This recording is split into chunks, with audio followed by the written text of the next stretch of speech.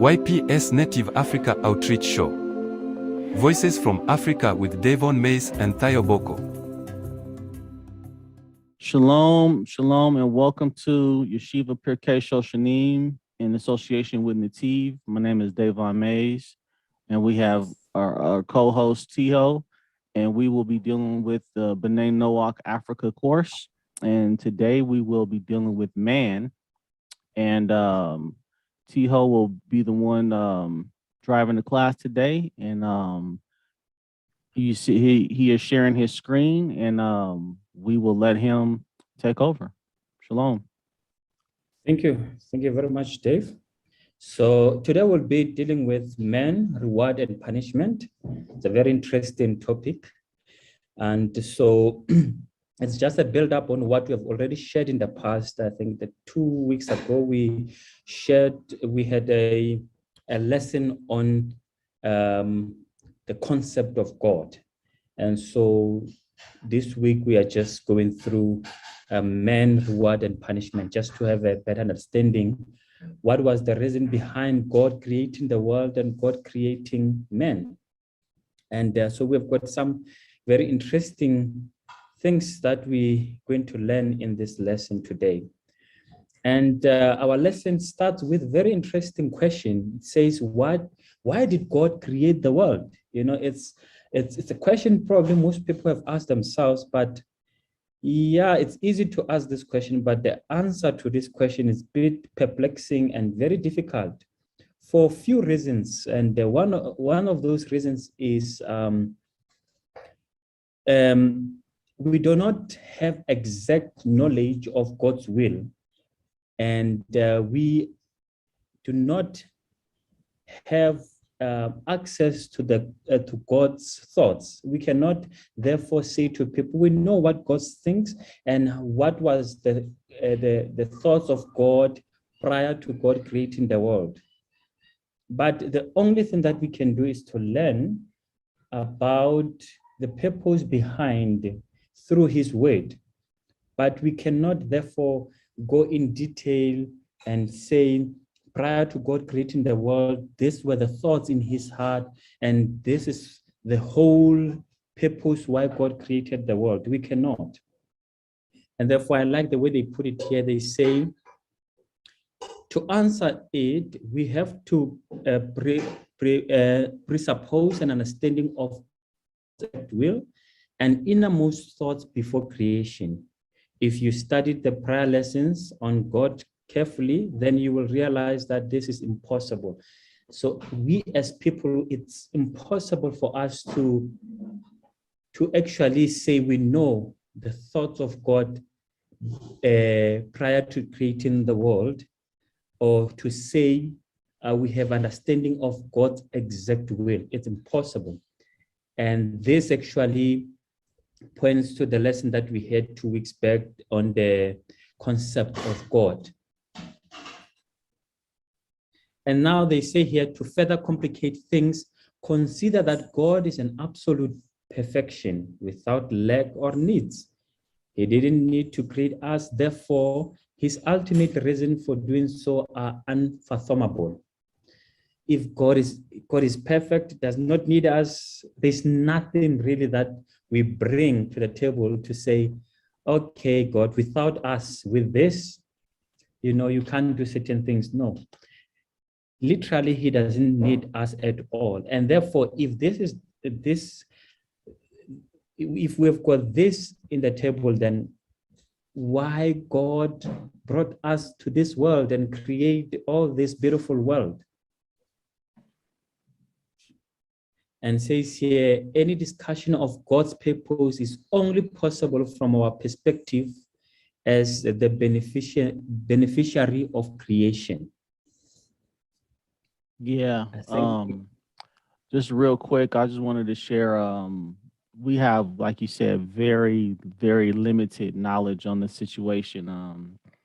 Isaiah 45, verse 18 tells us, for this is what the Lord says, he who created the heavens, he is God. He who fashioned and made the earth, and he founded it. He did not create it to be empty, but formed it to be inhabited. He says, I am the Lord and there is no other. So he made Can it. you go again? It's Isaiah what? 45:18. Yeah. So it doesn't really tell us why he created the world, but it tells us he made it to be inhabited, to put people on it. So Yep. this is, again, it's limited knowledge, but as the beneficiary of it, we are deeply grateful that he made this decision. Right? Sure. So, Yeah.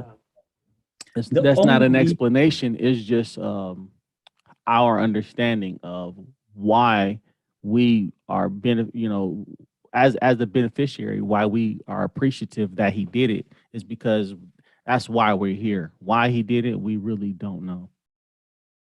Yep. Yes. And the only way we can have a glimpse of understanding is through his word, just to try to understand certain things.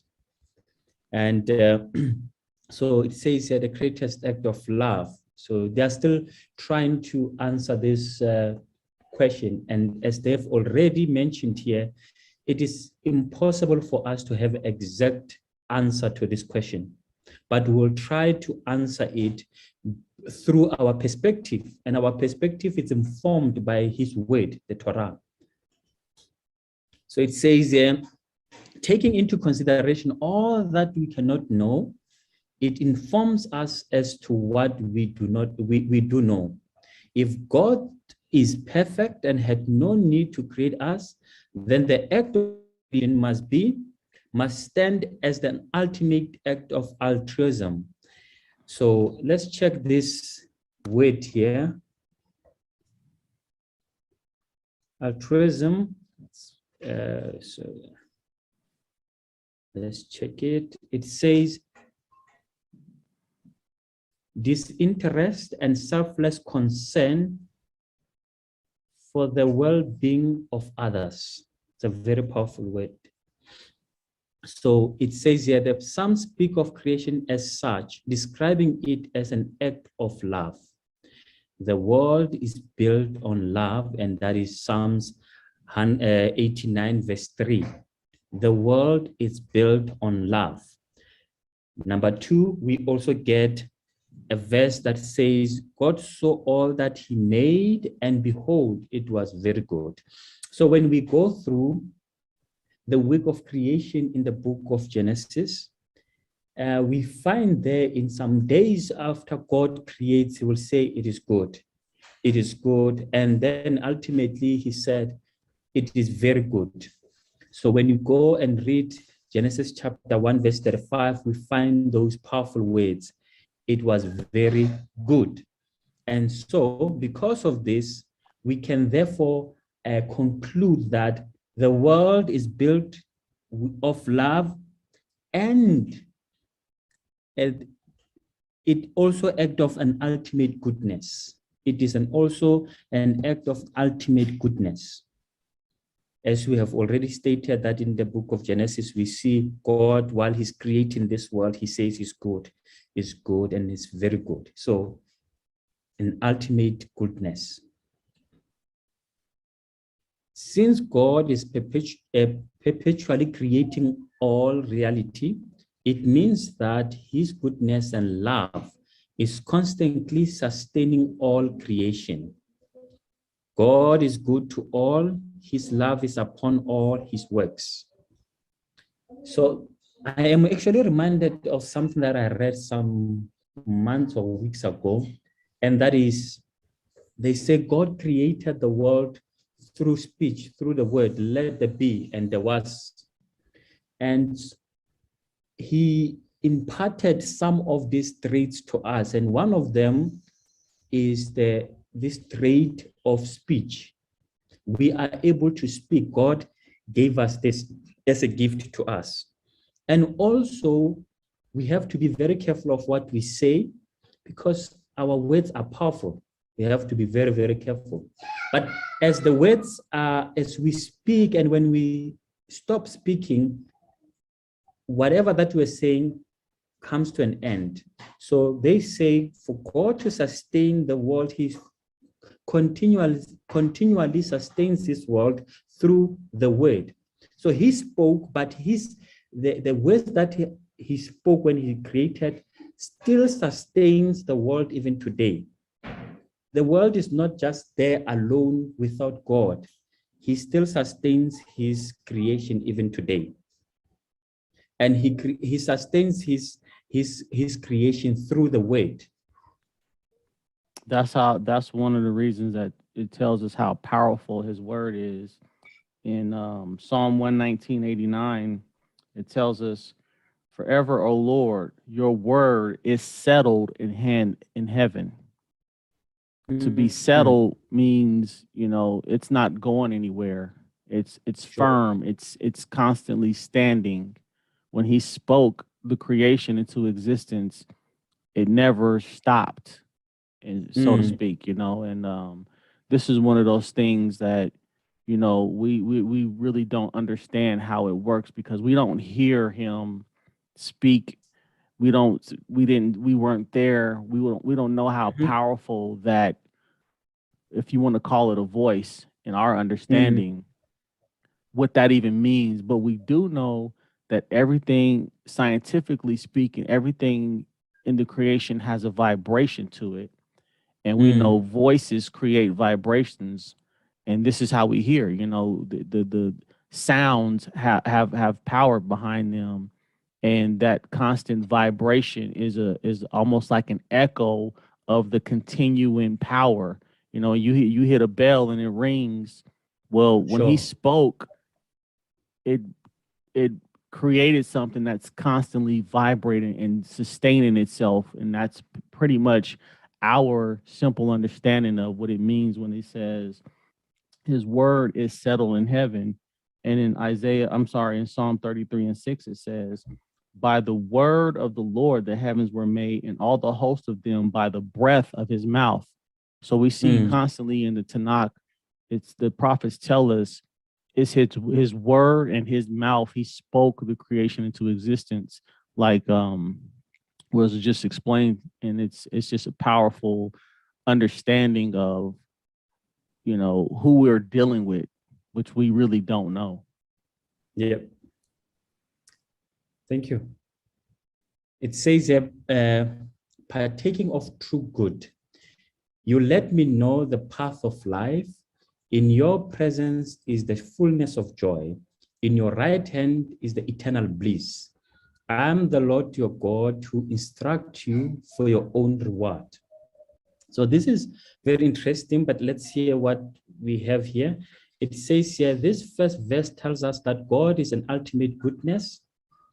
And the second verse tells us that both that man is capable of partaking of that ultimate goodness, and that God instructs us as to how we should do so. The second verse tells us both that man is capable of partaking of that ultimate goodness and that God instructs us as to how we should do so. So on top, we've already established that the world is created with love and God imparted goodness into it. And as we said, every time when he created, says it's good, and then he said it's very good. But for us to, in order to partake in this goodness, he needs to instruct and direct us into his goodness. And so now the book of Isaiah here says, I am the Lord your God who instructs you for your own reward. We do not know how to direct ourselves to God's goodness. He needs to direct us to his goodness. And therefore, when it says here, I'm the Lord your God who instructs you for your own reward, we benefit from being instructed by God, being told by God what to do, what to say, how to live our lives. In so doing, we then partake in the goodness that he has imparted into this world. Very, very powerful. Genesis 15:1. After these things, the word of the Lord came to Abram in a vision, saying, do not be afraid, Abram. I am your shield, your exceedingly great reward. So we see one of the first things Abraham learns is you're not doing this just because I'm telling you to do it. Of course, it's a great thing for God to even speak to you and have you do things, but I'm going to reward you for your efforts. So this is not, in vain.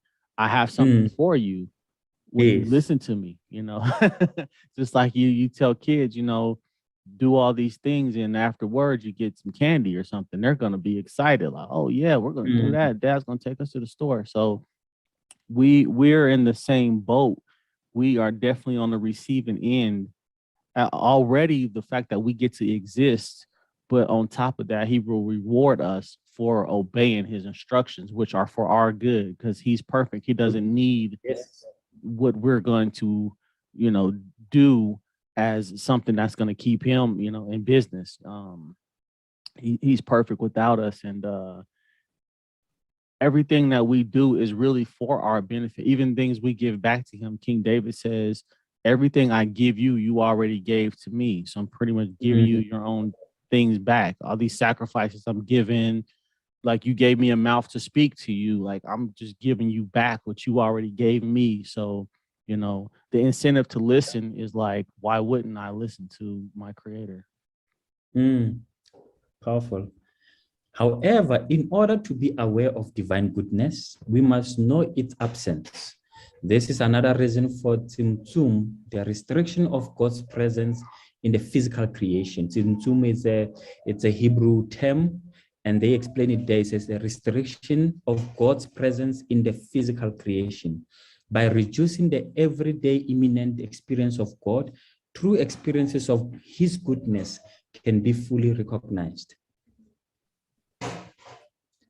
I don't know if Dave, you have got anything to say on this? Yes, it's one of the situations of, and I'm gonna go in a little different direction. When we don't listen to God, there is a concept of him hiding his face from us. This is Deuteronomy 31:17. It says, then my anger shall be aroused against them in that day, and I will forsake them, and I will hide my face from them, and they shall be devoured, and many evils and troubles shall befall them, so that they will say in that day, have not these evil come upon us, because our God is not among us. So the fact that we can't detect God with our six senses or five senses, even though we really have six senses, but with our immediate five senses, is not a demonstration of he's not there, because the fact that he removed himself in order to create this space to create us, which is explained in the first lesson we dealt with God. So when he says he's hiding his face from us, he's still there. Just it's like when the sun, you notice a difference when there's no sunlight. It gets cold, right? When the sun's out, it feels good, it's shining, food grows, the sun produces all these things that benefit the world. But if the sun was to go away, we see it gets dark, and it's cold and gloomy, and it's not a pleasant thing at times. So when he removes his face or his presence from us on a spiritual level, we can detect something is wrong, and I think the fact that we can't detect God just by looking outside or seeing him or hearing him or things like that doesn't mean he's not there, because right now with technology, we have Wi-Fi signals going all over the places while our devices work. We can't see, hear, smell, or taste them, but we know they're there because we wouldn't be on this Zoom call right now. So for people to think, well, I don't see God, you can't prove he's there, it's kind of ridiculous. You don't see your brain either, but I know it's in your head. So if that's the logic, then we really got to think about how we even look at the world. If we're going to use things to try to prove something, we got to use that same energy across the board. So when it says God restricts his presence, this is part of free will. If we looked up in the sky and saw God, that awesomeness, for one, we wouldn't be able to take it in, you know. But who would make a sin in front of God if he was standing right there? Nobody. No one. That would eliminate the free will, which would eliminate the whole concept of reward and punishment, because Yep. nobody's ever going to dare to sin. So there Sure. can't be a reward if I'm too terrified to do it. Now, we should have that same fear without even seeing him, but just the fact that he removes himself to allow for the test to take place is Yeah. just shows you that, you know, he's this is an understatement, of course, but he's much smarter than us, to where he set this up for our benefit. So just by listening to him, just like a parent tells his children things, and the children don't always trust their parents, but we have to be, you know, in the right mindset to say, you know what, he doesn't need us. Why wouldn't I listen to him when everything he does is for my benefit anyway? The sun Mhm. out because for us, he doesn't need For the us. sunshine. So Yeah. maybe I should, you know, listen to him when he tells me, you know, to do things for my own good, because he's always done everything to begin with for our own good. Wow, wow, wow. This is powerful. Actually, it goes back to the story of Genesis, right? So man was created on the sixth day. And so God making sure things are ready for men, right? You can't create man where there's no dry land, vegetation and everything, preparing all these things. And eventually he creates man on the sixth day. And he's doing all these things for us. And then, as we said in the book of Isaiah, it says, "I'm the Lord your God who instructs you for your own reward." He has already proven to us that everything that he does is for our own good. And therefore, we might not know how to get to his goodness by our own intellect. And so he says, I instruct you. I'm going to point you to the right place where you can embark into this goodness. And so maybe just to maybe summarize the first part where we're trying to explain why God created the world. So we have already established that it is impossible for us to have a ultimate answer to explain why God created the world and why God created man. But by just perusing through his Torah, we can get some glimpse of why he created us. And reason number one that we established is he created the world with love. And number two, he then created it with goodness. We have also established that God, he is perfect, and therefore he does not need us. There is nothing that is lacking to say, I need these people. Without them, I cannot do certain things. You know, he is perfect God. He doesn't need us, but he created us to show his love. And from beginning of time, we have seen that everything that he does, he's doing it for our own good. So this is, that's the first part. Let's get to free will. I think Dave has already touched on it a bit. And so here's the verse here. It says, it's actually Deuteronomy chapter 30, verse 19. It says, I call heaven and earth to witness against you this day. I have put before you life and death, blessing and curse. And listen to what follows. It says, choose life. I've put all these things in front of you, but please choose life. And so they say here, this verse alludes to man's free will, his ability to choose whether to partake of God's goodness or to turn away from it. And so I was thinking earlier today, we see that God gave us free will, freedom of choice. It's a very big thing. In fact, they say here, it says here, beside God, man is the only being who can act upon his free will. Only man beside God. So this is a very powerful attribute that God shared with us, right? And so I was just thinking, in order for free will to be there, what do we need? Number one, we need two opposing thoughts. You can't just have good. You need evil to be there. Number two, as you have already said, Dave, if the presence of God can be felt everywhere, it becomes now, it actually crushes the free will. You can't have free will when you can perceive God right there where you are sitting. And therefore, for free will to survive, God has to hide himself within his creation.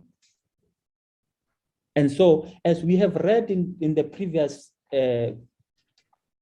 lesson, that there's this book that says, good is usually explained as the presence of God, but evil is not his absence, but his hiddenness. He's hidden within his creation. God is everywhere. We should not forget that. But he hides himself in order for free will to survive. In order for people to be able to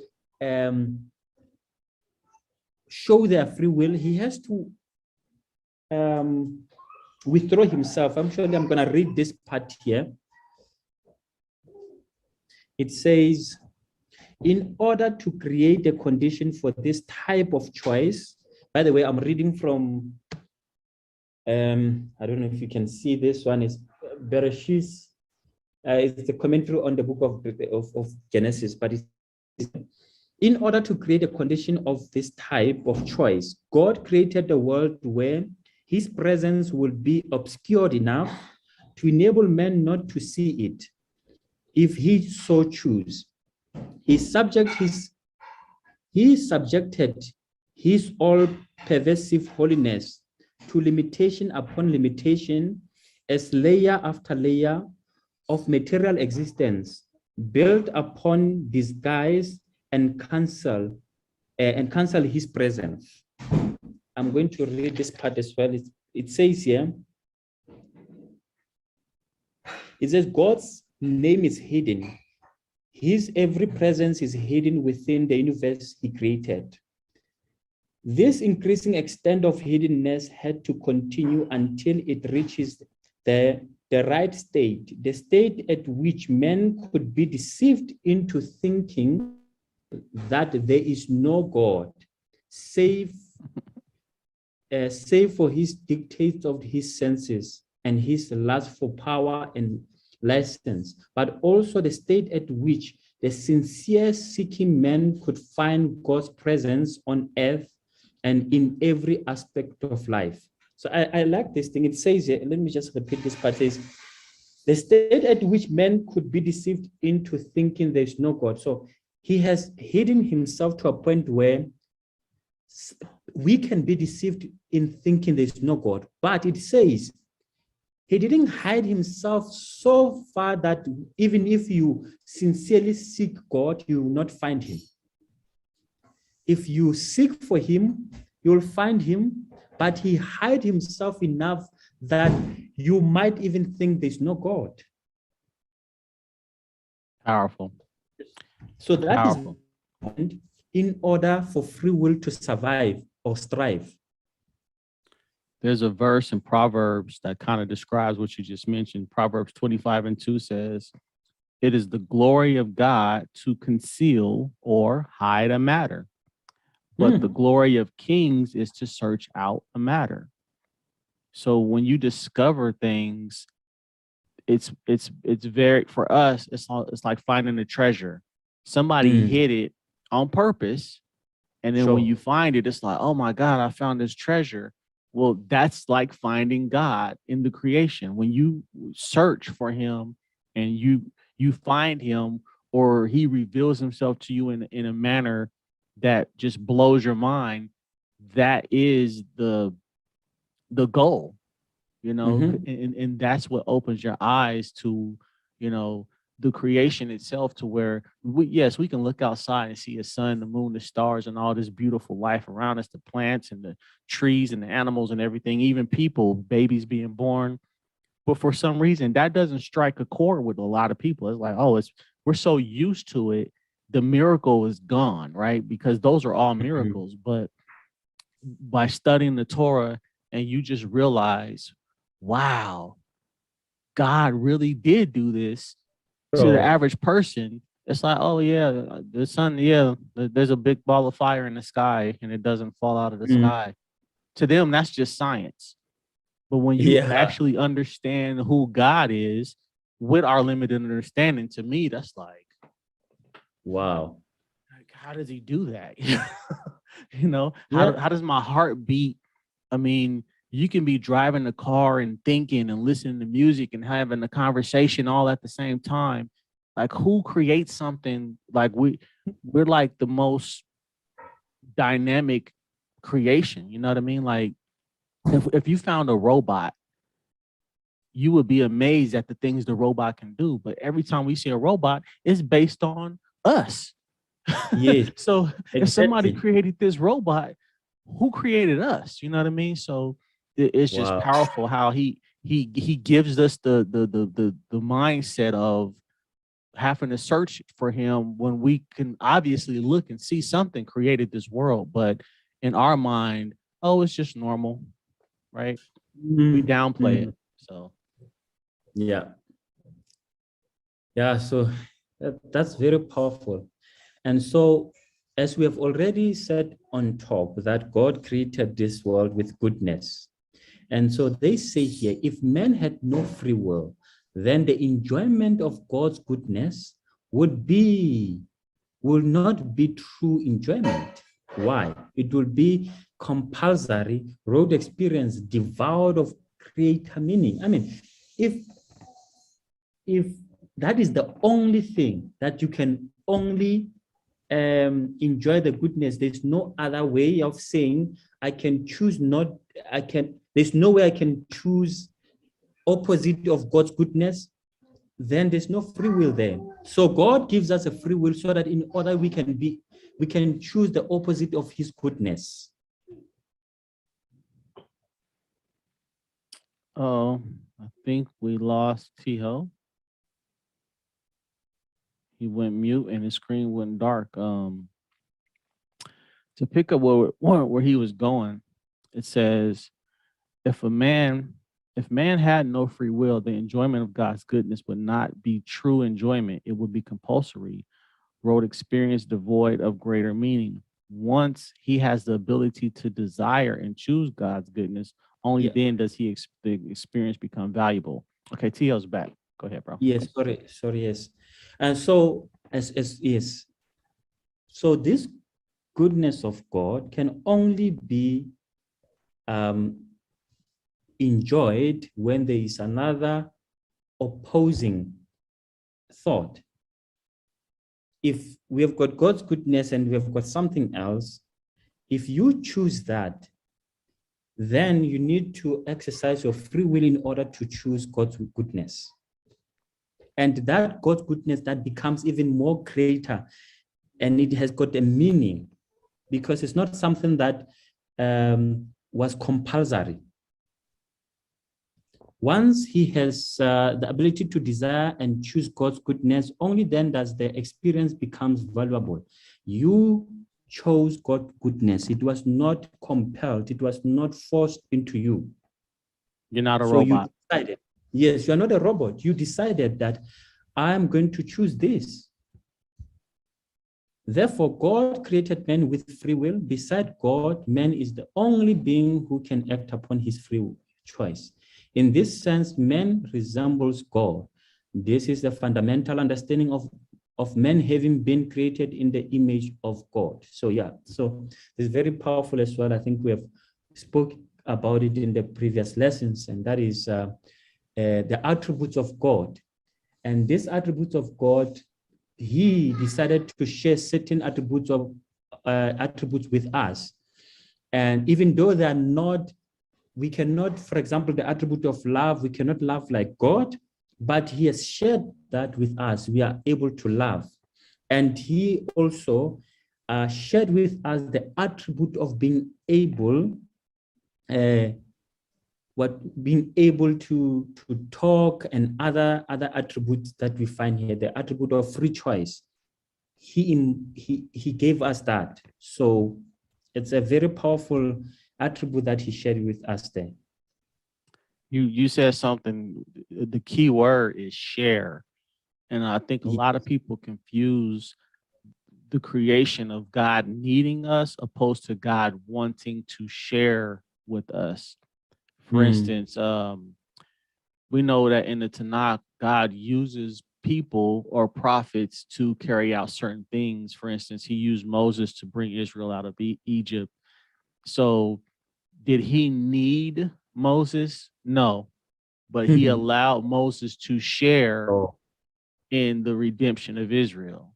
He allows us to share in creation by having children. He allows us to share in making the world a better place by building bridges and things to, make farming. He told Adam to cultivate the garden. Did God need Adam to cultivate the garden after he created the earth? No, but he allowed him to share because we get satisfaction when we do that, because when we choose, like you said, when we choose to help and we see the outcome of, wow, look at this garden that I helped basically God make. He gave me the seeds, he gave me the sun and the rain and everything to participate. I moved some dirt around and planted a couple things and pulled some weeds out. Now I got this beautiful garden that sustains me and gives me food. I was able to share in the creation at that point, but he didn't need me to do it. He allowed me to help. To be part of this. Exactly. Yeah, that's very powerful. I think there's another thing that comes to my mind, and that is God created the world not perfect, and not because he couldn't. He decided that he's going to limit himself when coming to creating the world. He could have created the world perfect, but he chose not to create it perfect in order to invite man to be part of perfecting the world. So we are invited, come. I'm not going to make it perfect. I want you to play part in perfecting the world. And therefore our role really is to make this world a better place and perfect it.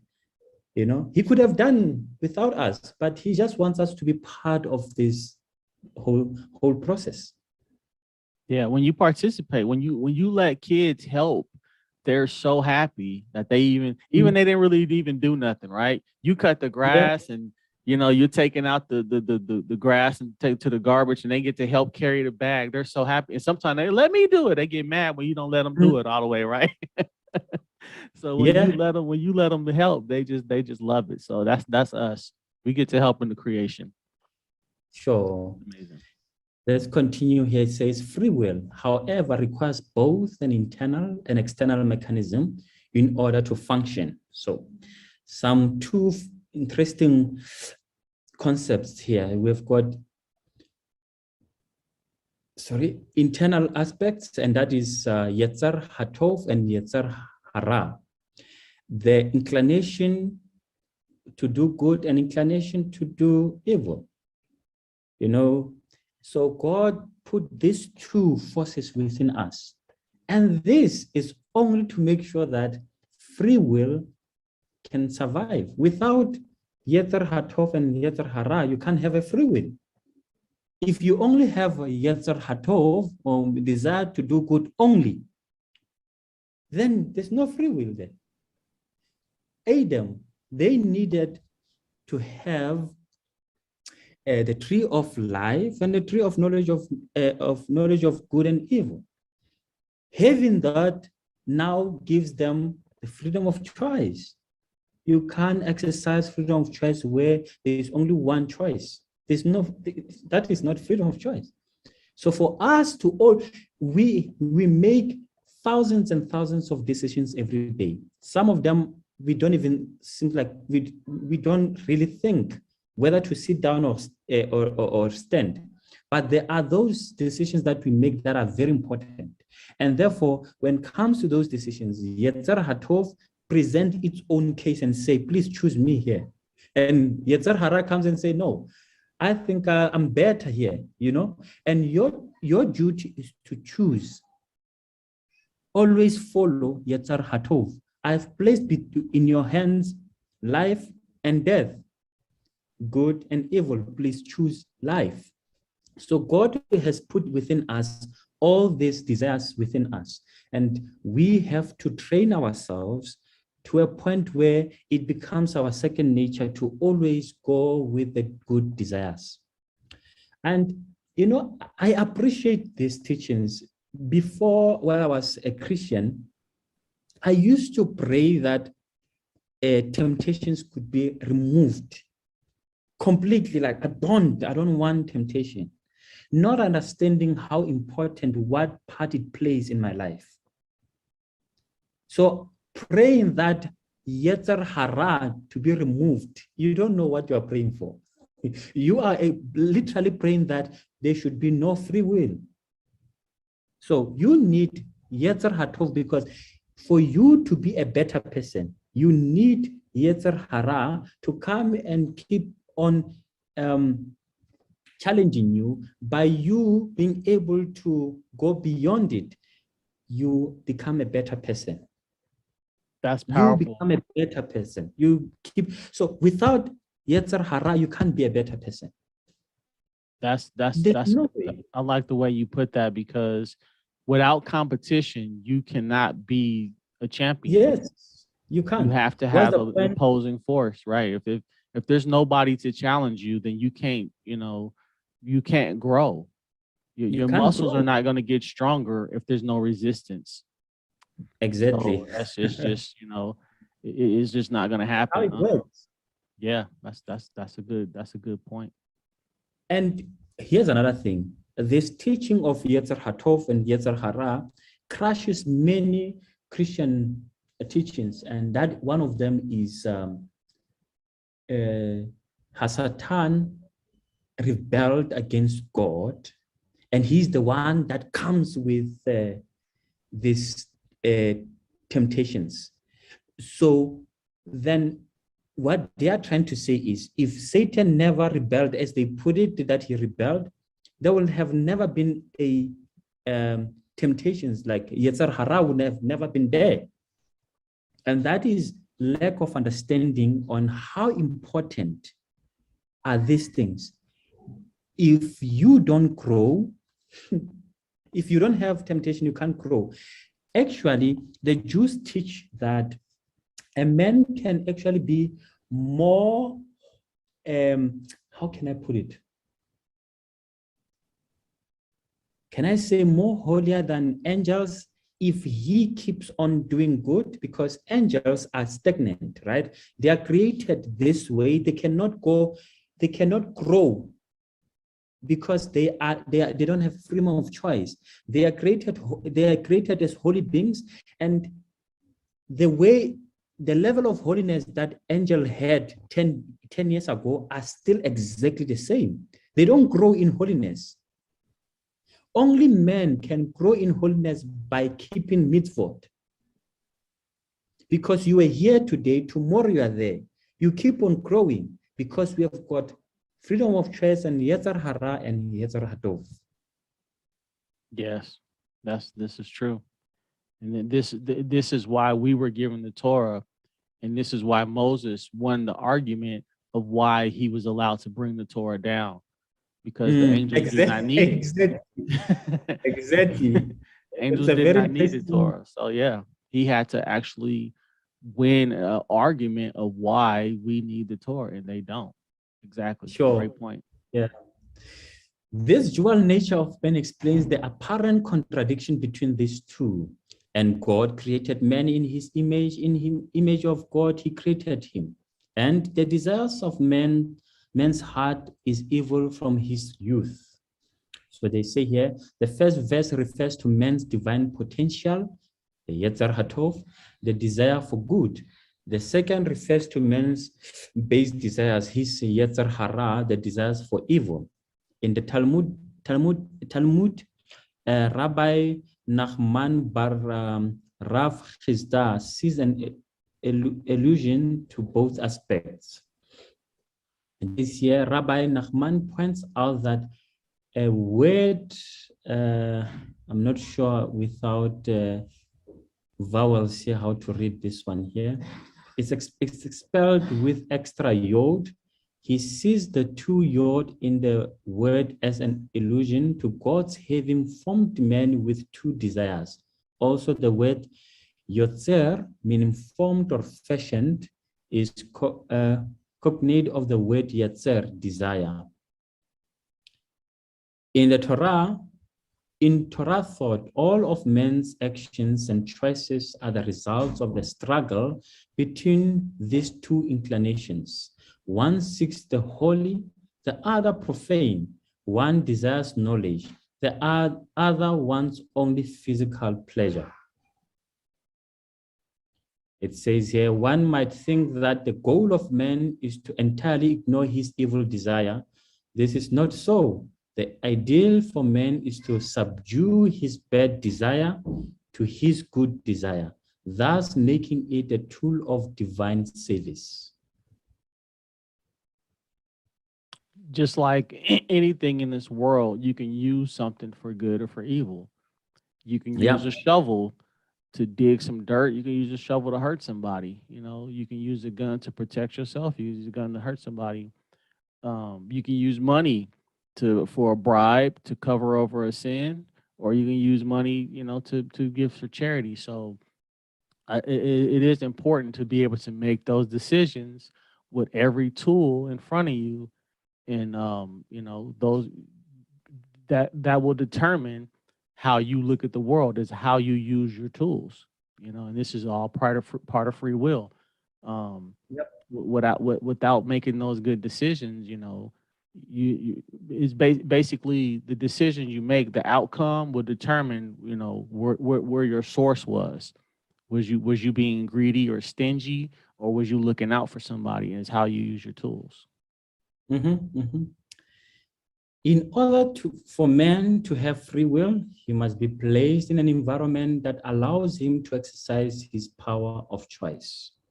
As you have already said, God had to withdraw himself or hide himself within from his creation. Within his creation, he hides himself in order to create an environment that is conducive for free will. Therefore, God created a world filled with opportunities for both good and evil, in which all things speak to his ultimate purpose.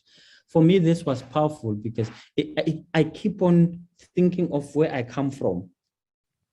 This, to me, is like very serious problem for Christianity, because, I mean, how can you say someone has got free will, but you say, oh, God only presented only the good side? So which means God is desperate for Satan to exist, even though he rebelled. But we come here, we know that no, Satan rebelled. God created Satan exactly the way he is, to be an opponent. There's another point that's interesting, because we know in the Christian thought, original sin means we inherited the sins of Adam and Eve. The problem with that concept is, for one, to say that nobody can ever be righteous. Well, they must enter in Genesis, where it says Noah was righteous and was saved from a flood. Noah should have never been able to be righteous to be saved from a flood if he inherited original sin. And if Adam and Eve were created directly, or Adam specifically was created directly by God, who did he inherit sin from to make a decision that rebelled against God? Now you're saying God gave him sin? Because he didn't have a parent to inherit it from, but he still, as a perfect person, did not listen. Yeah, I never saw it that way. You see, so it doesn't even make sense when you really get back to the original case for it. Adam didn't inherit it, but he still, as a perfect person, was able to have free choice and make a bad decision. So that doesn't work. Oh, thank you for that. I say here, it says here, God has made everything for his own purpose, even the wicked. You see, these are the verses that I used to read when I was a Christian and run. What is this verse saying? You know, and Isaiah chapter 45, verse 7. These were like, these were problematic for me. I form light and I create darkness. I make peace and I create evil. I am God. I do all these things. I'm like, to be honest, I remember the first time I came across this verse is when one guy who was in prison, who was actually very angry with God, he says, God create evil. And I was there saying, no. There's not even one evil that comes from God. Nothing. It's all the works of Satan, you know? And then he comes and pulls this verse. I don't know, I read this verse 3 times. I think I was like, how do I answer this guy now with this verse? You know, the only thing that I could say was, let me come back to you. And I never came back. Because for many years, I could not answer this verse. And I just decided, you know, I'm just going to forget about it, put it at the back of my mind, and that's it. And now I am looking through the perspective of Jews, and now all this verse makes sense. I don't have to run away from anything. There's a verse in Lamentations. Let me get to it. Lamentations chapter 3. Let me see. Lamentations chapter 3. I want to say verse 30. Verse 38. 38. So depending on the translation, there's different translations on it. So I'm going to read it in a few different translations. In the King James Version says, out of the mouth of the Most High proceeded not evil and good. It's kind of posed out as a question. Another translation says, in the Christian Standard Bible says, do not both adversity and good come from the mouth of the Most High? The complete Jewish Bible says, don't both bad things and good proceed from the mouth of the Most High? So basically, we know that God, nothing happens without his permission. Nothing. It can't happen without his permission. And so it says, the next verse even says, so why should a living man complain a man for the punishment of his sins? So if something happened to you, you really need to think about why it happened, because God allowed it to happen. If he didn't want it to happen, it wouldn't have happened to you. We don't always understand, but at the same time, if he creates good and evil, he knew what was coming to you, you know. And a lot of times it says also in Job 36, he punishes us to open up our eyes so that we will repent.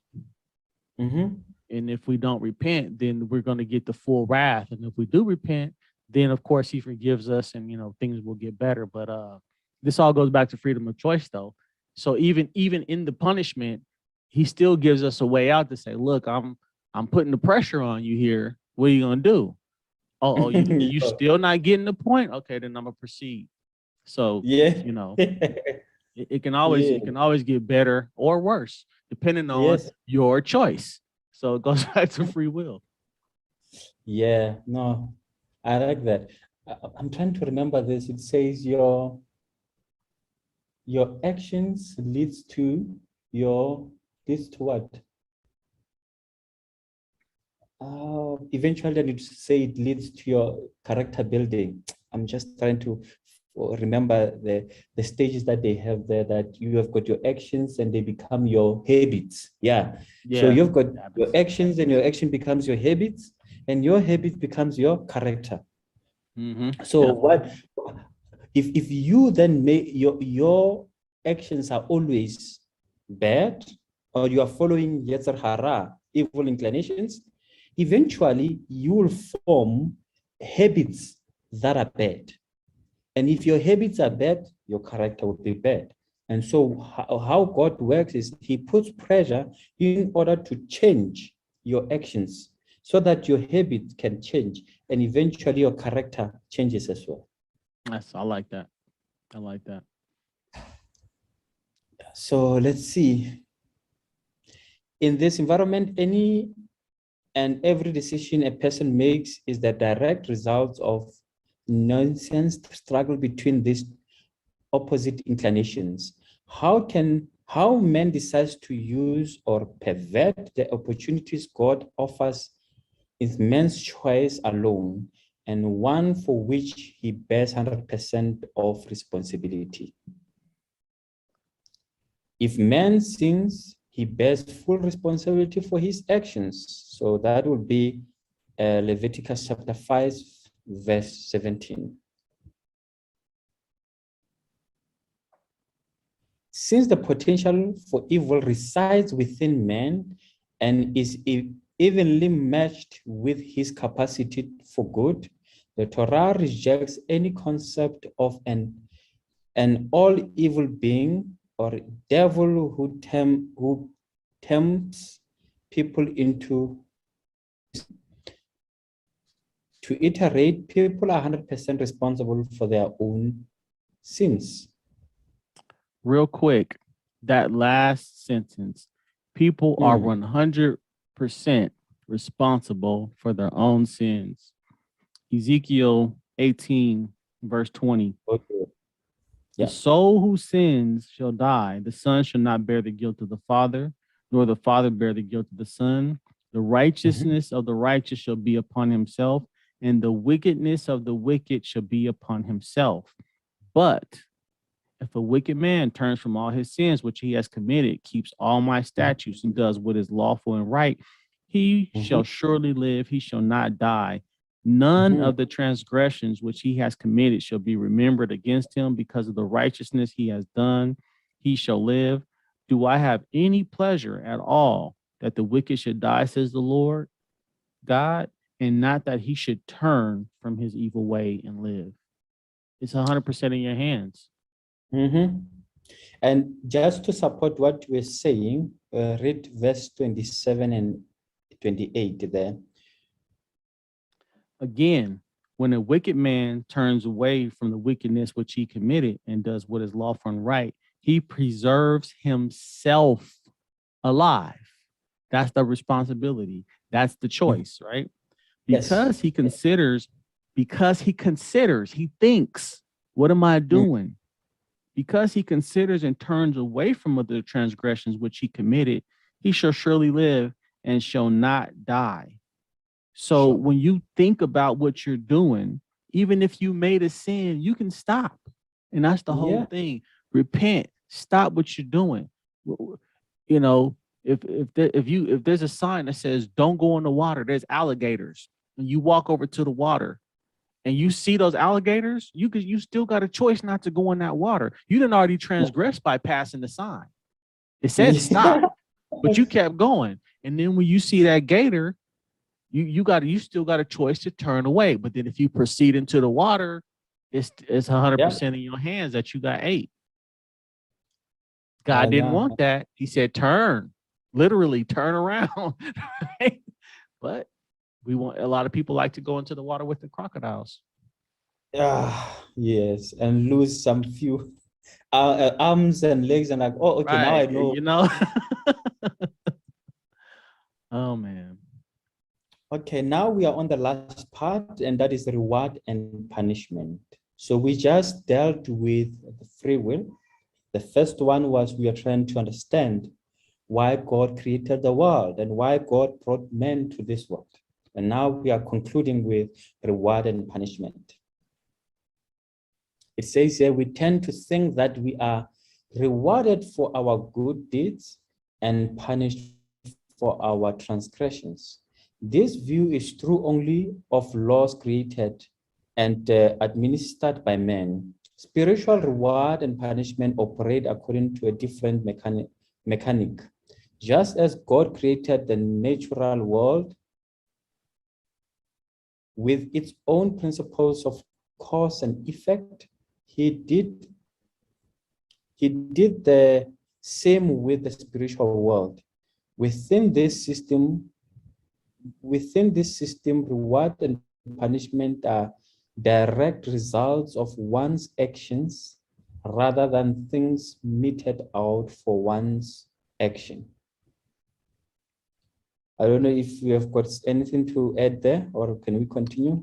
Well, the direct results is basically, did you listen or did you not listen? Just like what I was just bringing up. Don't go in the water, there's consequences. You didn't go in the water, you don't get ate by the crocodiles. Obey my Torah, choose life and good. If Deuteronomy 18 or Deuteronomy 28, there's blessings and curses. If you listen to me, I will bless you. I will provide you with food and rain and sustenance, and you'll have a happy life. You will have healthy babies born. The women won't miscarriage. If you don't listen, you're gonna have all these problems. You're gonna go into captivity. You're gonna have nations invading you. Just like with our kid, you go to school, listen to the teacher. You're gonna get a good education. You don't listen, you're gonna come home. You're gonna get punished. You don't do your homework, you're not going to learn a subject, you're going to fail a test. It just is, reward and punishment is in every aspect of our lives. Sure. It says here, I think it just adds on what we've already discussed on the Ezekiel. It says, a wicked man's sins shall entrap him. He will be bound in the binds of his own transgression. God is known by the judgment he carries out when the wicked man is ensnared in the work of his own hands. He who digs a pit shall fall into it. You dig a pit with your own actions. I always say to people, if you take a remote and you switch on the TV, you can decide to watch something that is not right, knowing very well that this is not right. And by so doing, you are digging your own pit. Because now, after doing that, you're just going to fall into that. So the way for you not to dig, this is not right. Do not even switch that TV. Do not go to that whatever and find yourself digging your own pit. Just don't do it. Because, they say there's a difference between knowing with your senses and knowing with your heart. You can know that something is wrong, but if your senses, you don't teach your senses to stop, then you'll always find yourself doing exactly what is wrong. You know with your heart, but not with your senses, not with your hands and with your eyes, and you will always fall into the same thing. Your heart knows this is wrong, but your eyes keeps on watching it. You know this is wrong, but your ears keeps on listening to it, because you only know with your heart, not with your senses. Yeah. The wicked man is ensnared in the work of his own hands. We see free choice everywhere. Yeah. Decisions. These two verses make clear that God's justice is programmed into the spiritual law of the universe and operates as a direct result of one's own actions. God has already put it there. I mean, we've got spiritual laws. We've got also physical laws. And for example, there are things that God has already put them there, that if you put your hands on top of the stove, you'll burn. You feel pain, And so there's nothing like maybe after you put your hand on top of the stove, God will still have to decide whether you burn or you don't burn. It's already known. If the stove is hot, you put your hand there, you burn. Period. And so certain things you must know that, okay, if I do this, consequences of my actions are coming. Yep. You can't stare into the sun. You Yeah. turn the light off, it's going to be dark. Like everything is a cause and effect. Like, and Yes. you have to realize. I'm sorry. Yes, Dave, I see that I've got about 3% on my battery here. I don't have electricity as I said, so when it switch off, you can just maybe finish up, but we're almost done, I see. Okay, I got you. Yeah, sure. Then it says here, the same applies to reward. However, there is a difference. While punishment is precisely meted out, reward is given liberally. Furthermore, the ultimate reward for good lasts for eternity, while punishment for evil is only temporary. This is very powerful as well. Because nature of reward and punishment differ, good deeds cannot cancel out evil, and vice versa. This is learned from the verse in the Torah. So maybe let's quickly rush there. This part says, what does it mean that God does not take bribe? Our sage explained that God does not take the exchange of good deeds for evil one. An individual is punished for all the evil he does and rewarded for all of the good. Here's the thing. However, the punishment that one deserves for his transgression can be changed into merit of a mitzvah by sincere, loving repentance. This is very powerful. If you change your ways, now your transgressions can be changed into the merit of mitzvah. So God changes his verdict. Yes, if your repentance if your repentance is true, you are not just doing it, then it can be changed. As we will see in our future lesson next week or so, the primary place for reward and punishment is Olam Haba, the world to come. Nevertheless, under certain circumstances, a person can receive reward and punishment for part of his deeds in this world. We will discuss this more in the future lesson. Maybe let me go to Psalm 92 here, verse, I think it's 7 and 8. It says here, a brutish man cannot know, a fool cannot understand this. Though the wicked sprout like grass, though all evildoers blossom, it is only that they may be destroyed forever. So what it says here is, you'll be shocked that to see the wicked people striving and seem to be getting all things right, but God is giving, it says here, only they will be destroyed forever. So I've read where they say, God will destroy the souls of these evil people, but because God is a just God, he gives them their rewards for this little good deeds that they've done on this earth. So he blesses them and says, you are out, here's your check, complete, you are out, because you will not see the world to come. Or after this, you are done. But those who follow God, there are rewards that you get, but the ultimate reward is the world. The ultimate reward is in the world to come. That is the ultimate reward. Real quick, Deuteronomy 7. He repays those who hate him to their face to destroy them. He will not be slack with them who hates him. He will repay them to their face.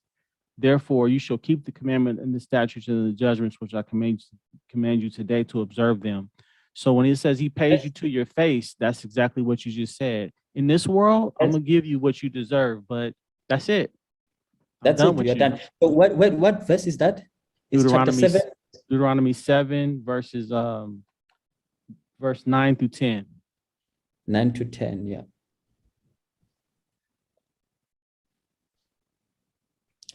Yeah, so these are very powerful lessons, and I think we We will continue next week. I think we have covered the most important parts of this lesson. And so any closing remarks, Dave? No, but I will say you did an excellent job of breaking this down. I appreciate you doing this with me.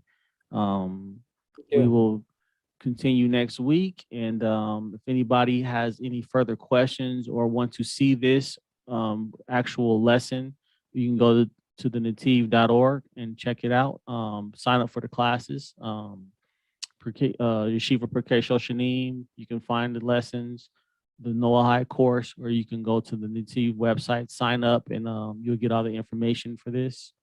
And we will see you guys next week. Shalom. Shalom. Thank you.